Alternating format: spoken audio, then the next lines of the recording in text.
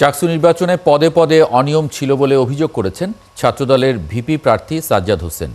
নির্বাচন কমিশন ও বিশ্ববিদ্যালয় প্রশাসন নির্বিকার ছিল বলে অভিযোগ করেন তিনি। এদিকে ছাত্রদল চট্টগ্রাম বিশ্ববিদ্যালয়ের আশেপাশে বহিরাগত লোকজন জড়ো করে শঙ্কিত পরিস্থিতি সৃষ্টি করেছে বলে অভিযোগ করেন ছাত্র শিবির সমর্থিত ভিপি প্রার্থী ইব্রাহিম হোসেন রনি। দুটি আলাদা ব্রিফিংয়ে একথা জানান তারা। যদি স্ক্রিনের তার ছিঁড়ে ফেলে তাহলে বিশ্ববিদ্যালয়ে এত এত আইন শৃঙ্খলা বাহিনীর উপস্থিতি কেন?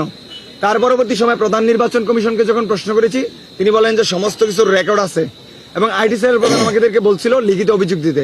মনে হচ্ছে যে আমরা সারাদিন হাতে খাতা কলম নিয়েই ঘুরবো, আর যখন ওনারা যেই জায়গায় অসংগতি লিখবো আর ওনাদেরকে দিব। ওনাদের ভাষ্যমতে সেই রকমই আমরা দেখেছি।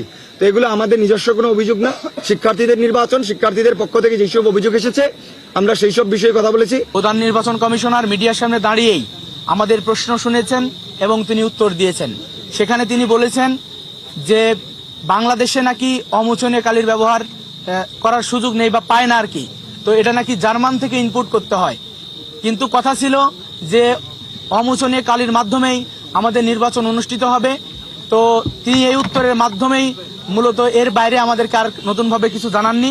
আমরা তার উত্তরে সন্তুষ্ট হতে পারিনি। এরপরে আমরা আমাদের অভিযোগ জানিয়ে আমরা চলে গেছি।